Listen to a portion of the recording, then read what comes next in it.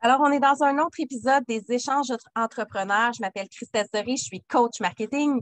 Aujourd'hui, c'est pas une, mais deux personnes de Wavency qu'on rencontre aujourd'hui. Fait que c'est la première fois qu'on fait un podcast à trois. Aujourd'hui, le focus, ça va être de parler justement de la publicité. Donc, bonjour Jean-Michel et bonjour Maude, ça va bien? Salut, ça va bien, toi? Oui, fait qu'avant qu'on commence, j'aime toujours ça présenter un peu mes invités. Fait que j'aimerais ça que Jean-Michel t'explique un petit peu c'est quoi l'agence, c'est quoi vos forces, puis ce qui vous distingue rapidement. Yes, on se positionne comme l'agence de marketing humain, dans le fond. On est l'agence Web 26, on est né le 1er mars 2021. Moi et Maud, dans le fond, qui a cofondé ça, on a engagé directement la première journée parce que Maud est tellement une machine en développement des affaires qu'elle a été chercher plein de clients dans le mois juste avant qu'on se lance. Mais donc, on est une agence de marketing web essentiellement, vraiment axée sur l'humain, donc autant dans notre approche client que dans la façon qu'on pense nos services et ce qu'on fait en exécution. Nos principaux services qu'on a avec nos clients, c'est de la création de contenu donc sur les réseaux sociaux, que ce soit Facebook, Instagram, LinkedIn, surtout, et de la publicité sur les mêmes plateformes. Et on ajoute à ça Pinterest et TikTok.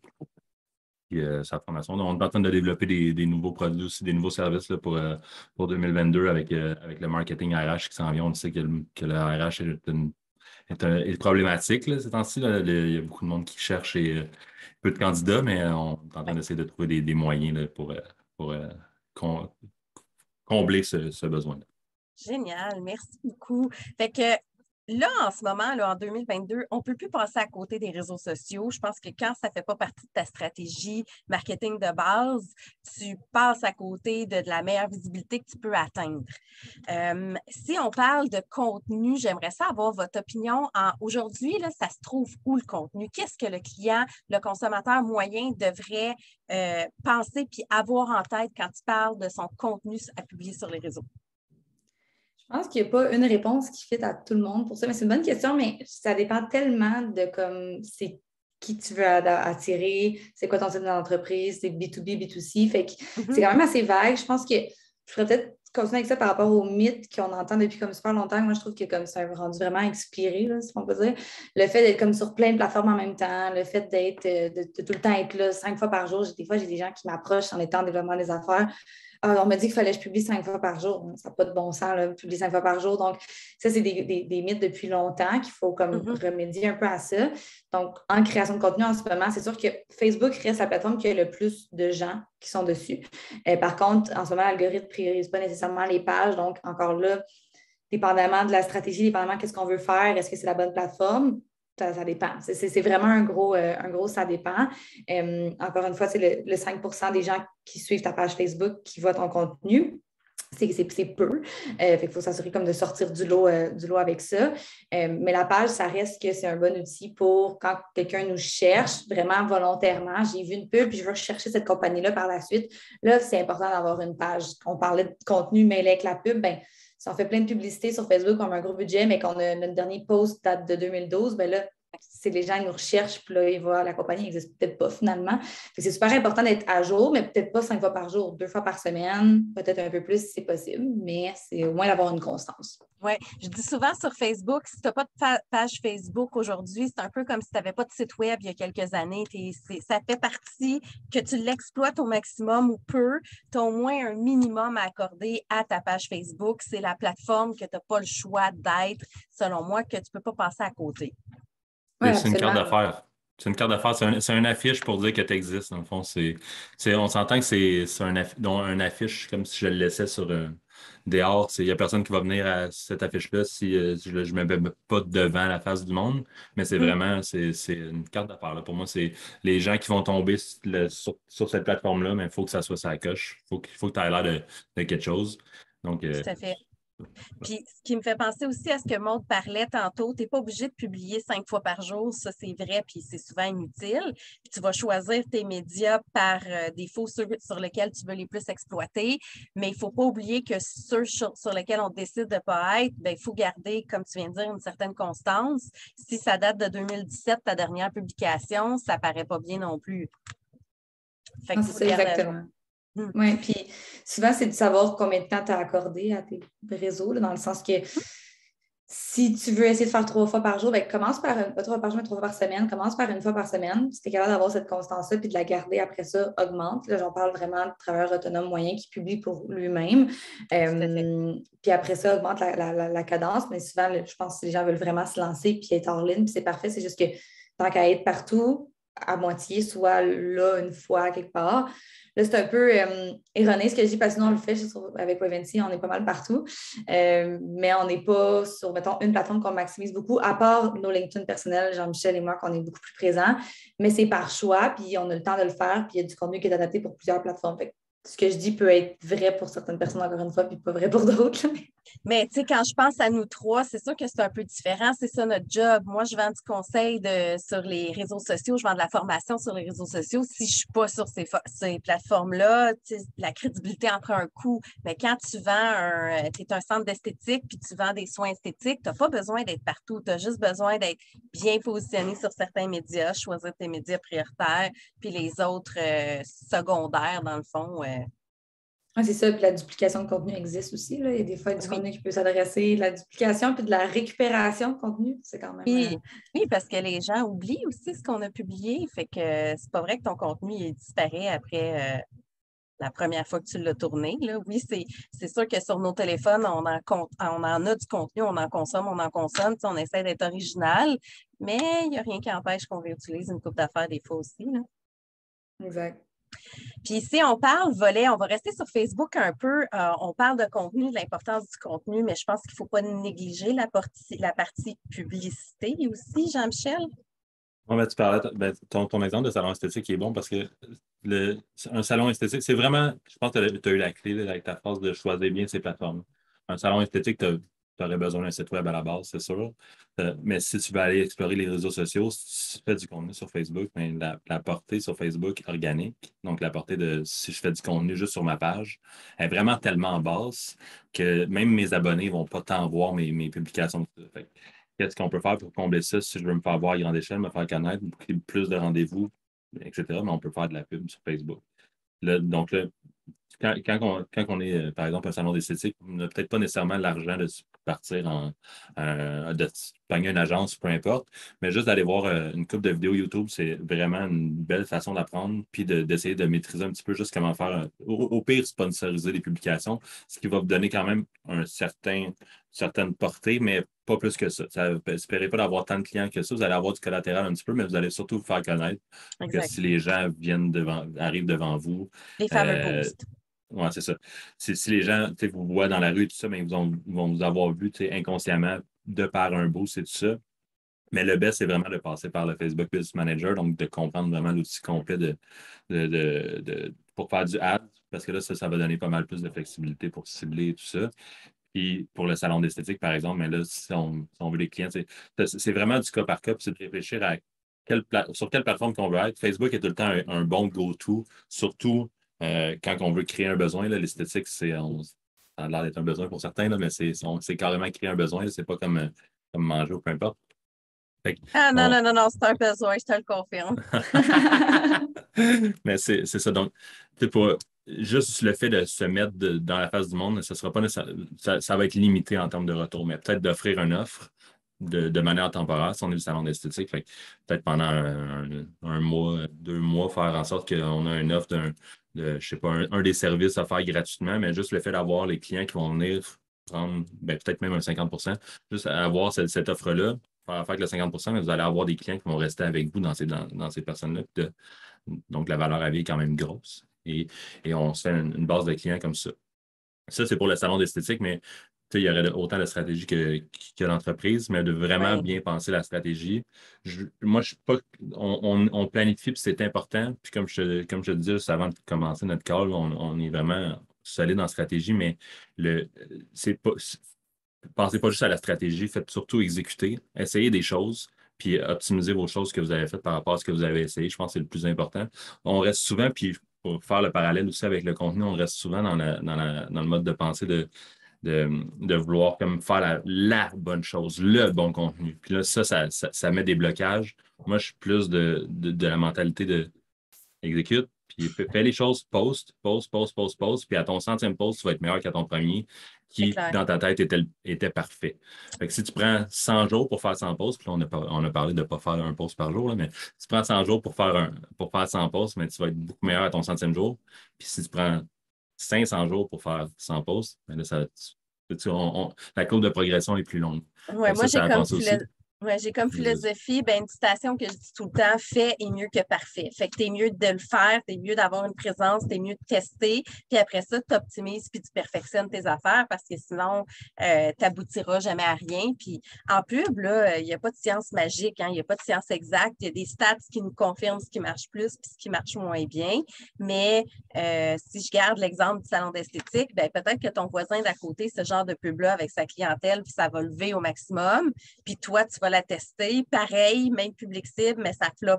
Ça ne va pas marcher, ça va être un flop total parce qu'il y a plein de conditions qui peuvent être différentes aussi, visuelles, textuelles, l'audience, le target, le moment, le ci, le ça. Fait qu'il y a un paquet de choses aussi à considérer. Exact. Si je viens juste de me partir de ma compagnie de souliers puis que je mets 5 000 avec un 50 mais je vais avoir quelques ventes parce que c'est vraiment fort, 50 mais le monde ne me connaisse pas. Fait que ça va être super limité. Si je suis à Adidas et que je mets 5 000 en pub avec un 50 ouais, puis là, je vais avoir beaucoup de ventes quand même. Parce que C'est les vrai. gens connaissent Adidas, achètent Adidas. Fait qu'il il y a plein de choses. Il y a 3 étapes là, que je reviens souvent à ça de faire connaître votre entreprise, faire aimer votre entreprise, puis faire acheter votre entreprise ou peu Tout à importe. fait. Faire acheter, en l'occurrence, Christelle, toi qui est plus, qui est une coach, et te faire connaître toi, te faire aimer toi, te faire acheter toi après. On Mhm. achète, on achète aussi beaucoup des humains là, ou une manière ou Oui, des valeurs plus que des que n'importe services. quoi Tu sais, d'autre. c'est ça, quand que j'achète ma paire de souliers Adidas, c'est pas parce que ça vaut un 150 là, parce que je pourrais avoir la même affaire sur Wish, mais ça me prendrait 3 mois, là, mais ça me coûterait moins cher. Mais c'est ça. J'ai j'ai une bonne exemple par rapport à ça, me fait penser à quelque chose que ce que tu as dit, Christelle. C'est une histoire qui est arrivée, là, je n'aimerais pas le client parce que c'est par souci de discrétion, mais Jean-Michel, avant, c'est moi qui faisais les visuels pour les pubs, puis on a un client, ça Mhm. fait vraiment longtemps qu'on l'a, puis il m'a demandé de faire un visuel rush. Fait qu'en 2 meetings, j'ai fait un visuel rapide, j'ai envoyé, puis il est comme. Il n'a pas osé me le dire, mais tu sais, il ne trouvait pas le visuel tant beau, mais il l'a essayé en pub. Moi, ça, pas le client. Non, non, Jean-Michel. Le Et visuel avait été approuvé. Là. le visuel avait été approuvé, tout ça, mais tu sais, il était comme, c'est pas tant beau ton visuel. Puis après, on va regarder. J'étais comme, c'est pas tant beau vraiment non plus, mais bon. Puis finalement, ça fait 6 mois qu'on essaie de mettre d'autres visuels 2 fois plus beaux, puis c'est lui qui marche.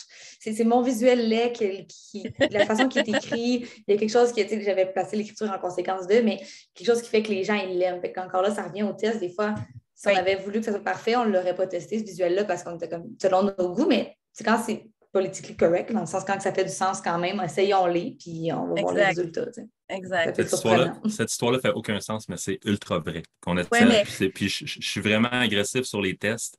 Puis on teste souvent des nouvelles choses, des nouvelles ensembles, des nouveaux audiences, que je vais le dire comme ça, des nouvelles audiences, des nouveaux textes, des nouveaux visuels. Ce visuel-là reste tout le temps dans nos meilleurs. Puis il est vraiment pas si beau, là. C'est que ben, c'est. c'est la même chose. Moi aussi, je fais beaucoup d'analyses de comptes actuels pour des clients, mettons. Puis là, je regarde des campagnes qui fonctionnent super bien, mettons, ici au Québec. Tu l'envoies en France, flop total, pas de like, pas d'acquisition, pas d'engagement. Puis tu te dis, voyons, c'est la même affaire. C'est, tu sais, les mêmes targets, le même client, mais d'une région à une autre, ça change. Puis d'autres fois, c'est des couleurs. Tu mets une couleur orange comme bordure, puis oups, celle-là, elle lève, puis l'autre, elle lève pas pantoute. Même affaire, même texte. Fait que, tu sais, des fois, c'est l'attention qui peut être différente, qui peut être pertinente. Fait que c'est drôle comment, Gardons comme ça. tu dis, il faut tester. Gardons ça dans une optique de test. C'est pas, et comme revenir à ce que tu as dit tantôt, mais c'est pas une science exacte, le marketing. Fait que testons Non. des choses, puis tu bâtis là-dessus. Oui, tout à fait, tout à fait. On aimerait ça, là, les recettes magiques ou ceux qui vendent toutes faites. Je pense que tout le monde rêve de l'avoir, cette solution-là, là, mais c'est rare que ça fonctionne. C'est important quand même de penser tout le temps consommateur. Sauf, là, on se dit tester, mais testez pas quand même n'importe quoi. Là. Oui, oui, c'est ça. C'est pas vraiment tout le temps avoir un mindset consommateur de les gens sont où puis ils veulent quoi. Mhm. On est souvent dans une optique de vendre aussi là, sur Facebook et tout ça. Quand on fait de la pub, je vais faire un rabais, je vais parler de mon nouveau produit, tout ça, mais on s'entend que personne n'est sur Facebook, nous compris, peu importe. Tout le monde n'est pas sur Facebook pour se faire vendre des choses. On est là Mhm. pour se faire divertir. Fait qu'avoir ça en Tout à tête fait. aussi, de penser à qu'est-ce qui. Les gens sont sur cette plateforme-là pourquoi, puis ils veulent consommer quoi. Le contenu qui va fonctionner sur Facebook ne va pas nécessairement... La pub qui va fonctionner sur Facebook ne va pas nécessairement fonctionner sur Instagram et encore moins sur TikTok, et etc. Effectivement, j'aimerais ça que tu me compares au niveau publicitaire. C'est quoi les vagues, les différences que tu vois d'un réseau à l'autre, que ce soit LinkedIn, vraiment en mode pub, là, pas en mode publication. Bonne Si question. tu vois des grandes lignes différentes, vraiment des éléments qui se distinguent d'un à l'autre. Il y a cet aspect-là de tout le monde pense en ce moment que la vidéo est si forte que ça. La vidéo est vraiment forte pour l'engagement sur Facebook et Instagram. Pour se faire connaître aussi, c'est vraiment pas cher, c'est vraiment diffusé à grande échelle. Fait que mettons dans une campagne d'engagement, donc sur Facebook, on donne un objectif aux campagnes pour que Facebook pousse cette campagne-là sur des gens qui prennent action sur l'objectif qu'on parle. Donc, l'engagement, ça va être sur l'interaction, des clics et tout ça. Sur des campagnes d'engagement, les vidéos coûtent vraiment moins cher à diffuser que les images. Donc, ça, c'est intéressant d'aller pour le même budget, avoir plus d'impressions, avoir plus d'impressions de qualité aussi. Au niveau des conversions, par contre, c'est pas ce que je vois. Au niveau des conversions, c'est autant les images que les vidéos fonctionnent. Oui. Puis c'est peu importe, là, on a des offres, on a des. Vraiment mettre la. Je dirais que vraiment, vu qu'il y a un aspect fort au texte dans Facebook versus YouTube, versus TikTok et tout ça, vraiment mettre l'accent sur le texte, sur un bon copywriting axé sur des pressure points que j'appelle de l'audience sur lequel on essaie de vendre le produit. Fait à quoi mon produit répond comme problème. Puis mettons ce problème-là de l'avant. Il y a une super bonne méthode de copywriting qui s'appelle la méthode PAS, que je vous invite à aller vous informer dessus, qui est Problem Agitate Solution, qui est la façon de structurer le texte. On amène le problème, on ajoute un petit peu de pourquoi ça en est un problème, puis c'est la solution, c'est mon produit, puis tu devrais l'acheter pour ça. Puis essayer de mettre le moins possible dans une optique de vente, pour s'entendre. Oui. Mais c'est ça. Fait que pour l'engagement, ça serait vraiment les vidéos et pour la conversion, vraiment, juste mettre de l'avant justement ces pressure points-là. Au niveau Facebook est vraiment le moins cher. Là, je vais enlever Google de l'aspect parce que tu as demandé les réseaux sociaux. Mais Facebook est vraiment le moins cher là, pour l'engagement et tout ça. C'est vraiment solide. C'est dans les moins chers du monde. Un qui est moins cher que ça, c'est TikTok. TikTok, au niveau des vues, il est moins cher, non? Oui, TikTok, dans le fond, puis c'est drôle qu'on parle de ça parce que je viens de lire un guide, pas un guide, mais un rapport de HubSpot qui disait justement que TikTok, c'est super bon pour l'engagement aussi parce que c'est vraiment pas cher. On parle de 1$ de CPM, il n'y a rien qui est comparable à ça. Par contre, ça ne drive pas de conversion, ça ne drive rien d'autre que des vues. Puis, faut faire attention si vous faites de la publicité sur TikTok, c'est qu'il faut vraiment faire du contenu qui est vraiment natif. Sinon, vous allez vous faire swiper à la vitesse de la lumière. Les gens sur TikTok sont vite sur le pouce. Fait que vraiment faire des pubs que ça n'a pas l'air des pubs. Comme si c'était du contenu qu'on regardait, puis faire. Ce qui est vraiment différent d'il y a quelques années, là, où est-ce que la pub en tant que telle, c'était ce qu'on voyait à la télé, que c'était filmé dans des gros studios, le paquet avec des artistes. Aujourd'hui, c'est plus ça, là. Effectivement, je reprends ton exemple de TikTok, tu swipes ton téléphone, puis ils sont en train de te vendre, je ne sais pas moi, des Tylenol, mais c'est un monsieur ou madame tout le monde qui va faire la même petite danse trend, puis ça paraît pas qu'il est en train de te vendre un Tylenol, tu sais. Fait que la création et la créativité est tellement différente de ce qu'elle était il y a 5 ans, puis il y a 10 ans encore pire. Tu as raison. C'est de là que je parle du contenu natif.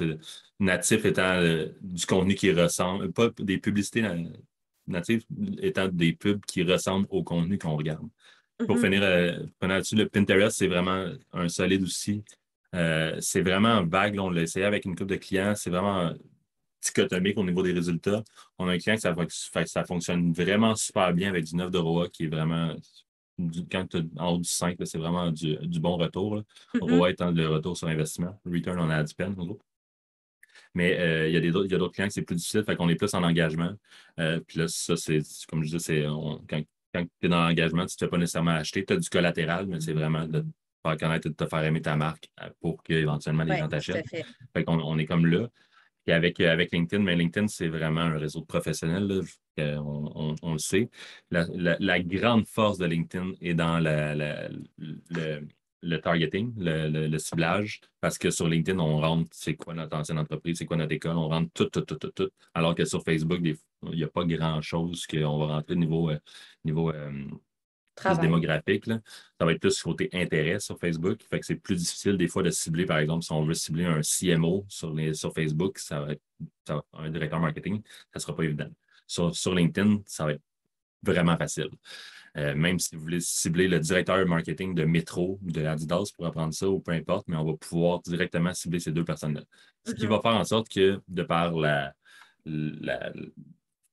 le fait que l'outil est super solide côté ciblage, mais c'est que c'est super cher. Le CPM est vraiment beaucoup plus cher. Le coût par mille est vraiment beaucoup plus cher. Le coût par clic, on parle d'une moyenne d'à peu près 70 sous sur Facebook, tout type de campagne confondue qu'on a. On sait à peu près entre du 30 sous, 70 sous, nous. La moyenne est comme à 1,01 $, si je ne me trompe pas. La dernière fois que j'ai regardé en comparatif sur LinkedIn, c'est du 5-6 $. C'est vraiment beaucoup plus cher. Ouais. En même temps, il faut toujours avoir en tête que oui, ça coûte plus cher, mais le target est plus spécifique. Fait que si ton message est adapté, ça va être rentable, mais c'est toujours une question à se demander, tu sais, est où ma rentabilité? C'est qui mon client cible? C'est combien je suis prêt à payer pour avoir mon client? C'est là ça permet de voir, OK, je m'en vais sur TikTok, je m'en vais sur Facebook ou je m'en vais sur LinkedIn. Ouais, quelqu'un qui va vendre du e-commerce, une paire on prend des souliers encore, là. C'est un achat une fois. Si ton achat, ça te coûte 15 $ d'ads pour l'avoir versus un lead sur LinkedIn. Il y en a qui sont prêts à payer 800 $ le lead au pire. Là, si c'est un lead qualifié qui reste avec pendant des années ou si c'est de l'industriel, machinerie et tout ça, à ce moment-là, c'est plus du tout le même prix qu'on est prêt à aller à payer pour aller chercher un client. Fait que c'est vraiment différent. Fait que chaque business est différent selon son modèle d'affaires aussi. Puis même dans les business qui sont similaires, ils ont des modèles d'affaires qui sont différents. Puis ils peuvent avoir utilisé LinkedIn, par exemple, je reviens côté industriel, pour aller chercher un client qui va rester à vie. Puis il va utiliser Facebook ou Instagram pour aller chercher le client direct qui va être la consommation. Tu sais. Fait que c'est autant de médias, autant de publics cibles qu'on peut aller chercher également. Tu as fait un peu allusion à ça dans ce que tu nous as dit, mais négligeons pas le multicanal non plus, d'aller chercher, par exemple, du trafic sur LinkedIn avec du contenu hautement personnalisé pour direct ma cible, les repogner en retargeting avec le clic sur Facebook. Après ça, peut-être les cold calls directement ou faire de la prospection LinkedIn directement par message, soit directement à la personne dans le chat, ça peut être solide. Oui, mais je veux juste parler avant parce qu'on ne peut pas parler de publicité sans parler de Google aussi, puis c'est vraiment important de faire la différence. Vraiment comprendre votre client encore là, je reviens à ça, mais si votre client, puis on peut parler justement du salon d'esthétique ou peu importe, là, que ce soit en construction, les personnes, ils vous achètent comment? Votre client, là, il se rend comment à vous? Puis ça, c'est la plus grosse question que vous devez vous poser. Puis ça va vous faire penser, est-ce que je devrais faire de la pub sur les réseaux sociaux ou est-ce que je devrais faire de la pub sur Google ou peut-être Pinterest? Dépendamment, est-ce que les gens recherchent vos produits ou est-ce que je crée un besoin avec vos produits?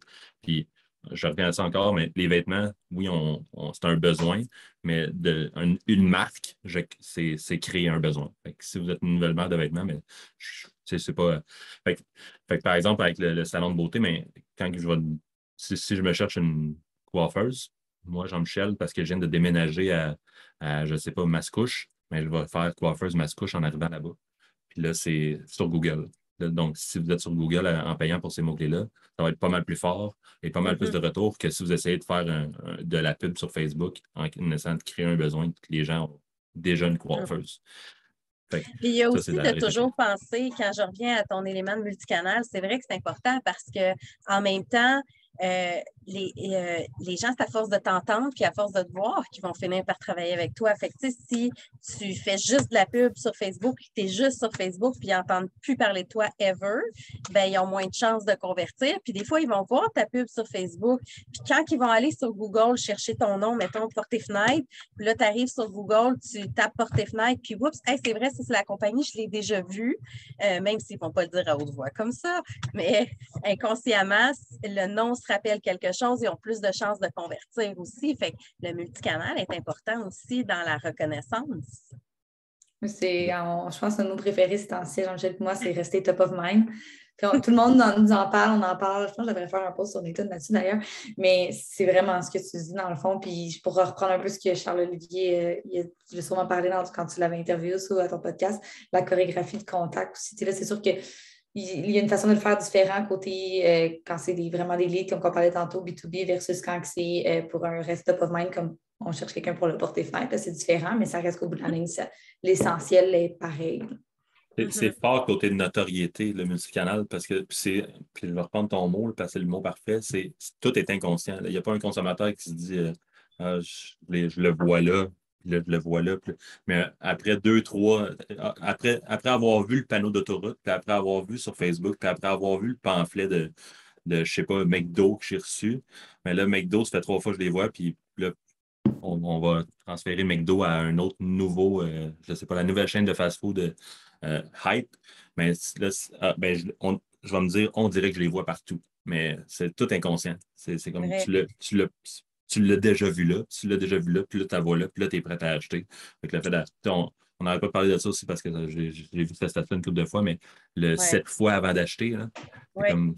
Puis c'est encore plus aujourd'hui parce qu'avec tout ce qu'on voit, c'est plus 7 fois, c'est rendu une trentaine de fois qu'on a entendu parler de toi avant de consommer parce qu'on est bourré de messages, on est bourré tu sais, c'est les contacts directs, toi, que tu parles, mais il y a tout le côté indirect aussi qui est là, on consomme là, du contenu là, sans arrêt, puis des milliers, des mille fois dans une journée.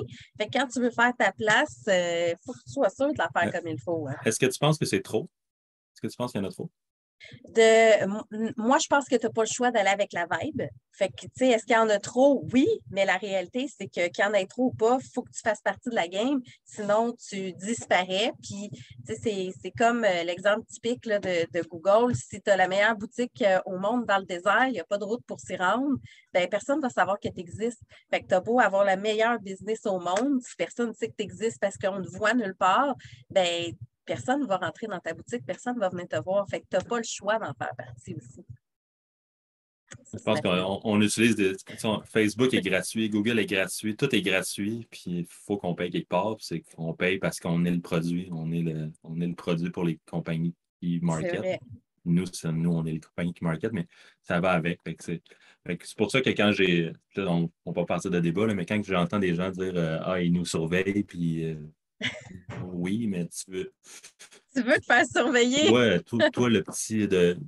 Ouais, c'est ça. Tu veux-tu vraiment avoir des publicités de couches, Steve, à 18 ans? T'es pas rendu là. Fait que c'est normal que je sais pas, que les gens. Après ça, c'est vraiment d'être capable. Puis je pense que c'est là qu'on a un défi de société de se responsabiliser nous-mêmes, d'être capable de prendre des décisions sur ça, je veux pas acheter ça. Ça, je veux acheter ça. Puis c'est pas parce que tu te fais pitcher de la pub que tu achètes, c'est à cause de toi que tu achètes. C'est toi qui crée des besoins. Exactement. Puis tout ça reste inconscient. Tu sais, le monde qui dit Ah non, moi j'ai vu la pub, moi j'achète pas parce que j'ai vu la pub. C'est pas vrai. Plus tu vois, plus tu entends, ça rentre dans ton cerveau. Tu n'aurais pas acheté si tu n'avais pas vu ça. Fait que c'est juste que les gens ne veulent pas l'accepter ou dire Ah ben moi, j'ai jamais rien acheté en voyant un panneau d'autoroute. Ben, peut-être que si tu n'avais pas ce besoin-là quand tu es passé à côté, mais si tu as faim, si tu vois une annonce de McDo, ben, tu vas arrêter à la prochaine sortie pour aller chercher ton McDo, tu sais. Top of mind. Top of mind, exactement. Exactement. Je reviens, puis ça ne me tente pas de me faire bouffer, on va arrêter sur le bord. Puis là, mes choix dans ma tête, c'est McDo, Tim, Saint-Tube. Et voilà. Ils ont fait leur place. Pour moi, exact. C'est aussi ce qu'il y a dans la Porte du Nord, là. Mon exemple était direct sur la Porte du Nord, en plus. C'est drôle parce que tu as dit ça, puis j'ai vu exactement la Porte du Nord aussi. Mettons, en conclusion, tu aurais un conseil à donner à quelqu'un qui veut faire de la pub, ça serait quoi? Une business qui veut se lancer en pub? C'est vraiment. Ta question est solide, mais il faut vraiment que j'aie un exemple parce que c'est. Moi, je dirais de savoir. De regarder vos consommateurs. Pas où est-ce que ça vous tente d'être. Puis oui, un peu où est-ce que ça vous tente d'être. Il faut que vous soyez dans vos forces. Si votre force, c'est pas la vidéo, allez pas sur YouTube. Si votre force, c'est pas l'écrit, allez pas sur LinkedIn, etc., etc. Mais d'être où ce que vos consommateurs sont, c'est la base de pouvoir réussir comme entrepreneur, comme entreprise, comme dans le marketing, peu importe, de savoir où être. Puis après ça, de savoir comment parler. Puis donc, de faire des bons creatives pour être capable est-ce que je règle un problème? Est-ce que je suis juste l'autre compagnie de vêtements? Est-ce que je suis juste l'autre salon d'esthétique? À quoi ça me sert d'aller à ce salon d'esthétique-là? Mm-hmm. À quoi ça sert de manger à cette place-là? Pourquoi est-ce que j'aimerais plus manger? Puis ça, c'est là que faut faire un travail d'avance, puis de planifier un petit peu, puis de parler à Christelle pour établir une stratégie. Parce que c'est vraiment la base de pouvoir, OK, je vais attaquer cet angle-là, puis là, on maximise un peu nos dollars au début. Puis après ça devient une game de test, d'essayer ça parmi ce qu'on a essayé. Donc, OK, on avait peut-être 3 angles en partant, ou 2 audiences, trois différentes pubs, 3 différentes offres. Puis là, c'est celle-là qui a le plus marché. OK, je vais essayer ça avec je continue avec ça. Puis j'essaye avec un autre petit twist, cette affaire-là, puis un autre petit twist, là, ces trois-là. Puis là, après ça, on bâtit là-dessus. Mais se lancer où, c'est difficile. Se lancer avec quel budget, ça va selon vos objectifs. Il y a vraiment beaucoup de questions à se poser en premier lieu. Puis je pense que la réponse est là, en fait, c'est de faire le travail en amont, puis d'exécuter le plus vite possible. C'est bien prêt. Maud, tu avais quelque chose à rajouter? Oui, mais ce serait plus au niveau budgétaire, d'attendre, tu sais, tu parlais avant la pub, puis d'attendre d'être prêt à avoir le budget pour, parce que nous, des fois, des clients, on le voit, tu sais, le 1 $ dépensé versus d'autres entreprises, la différence que ça l'apporte, tu sais, au début, c'est sûr, ça prend des tests, puis ça prend des sous. On ne peut pas mettre 20 $ par mois dans Facebook, donc des fois, d'attendre un peu plus longtemps avant d'en faire, puis d'être prêt parce que ça peut être stressant d'en faire parce qu'il faut quand même mettre un budget qui est quand même assez élevé. Donc, juste attendre d'être prêt, je pense que ça pourrait être une bonne. Au début, quand tu n'as fait. pas d'argent, en principe, tu as du temps. Fait que ça commence par essayer d'aller chercher des clients de manière plus, je dirais, froide, là, mais d'aller voir des clients si c'est Instagram que tu as choisi, ben va sur Instagram, parle à du monde. Tu as un salon d'esthétique, parle à du monde qui se font souvent parler à des petits micro-influenceurs de ton coin, essaie de trouver c'est qui dans ton coin, tout ça. Soit fais ta fiche Google My Business, fais des choses que tu peux faire gratuitement, puis pousse ça jusqu'à temps que tu aies un revenu. De là, après ça, essaye d'automatiser des choses. La publicité, c'est tricher. Tu essaies de gagner du temps pour essayer d'avoir une automatisation de tes clients qui rentrent de manière automatique. Fait que c'est pour ça que j'appelle un petit peu ça de la triche, mais ça marche. Mais c'est vraiment, ça te prend de l'argent pour le faire. On dit souvent que ça prend de l'argent pour en faire, mais c'est le cas avec un peu vrai. Puis si on veut vous rejoindre, on fait ça comment? Sur notre site web ou sur notre LinkedIn, Maud Belval, GM Lépine sur LinkedIn. Parfait. De toute façon, je vais mettre les liens un peu partout également. Bien, un gros merci pour votre temps. Fait que je vous souhaite une bonne journée à tous. Merci. Merci. Merci.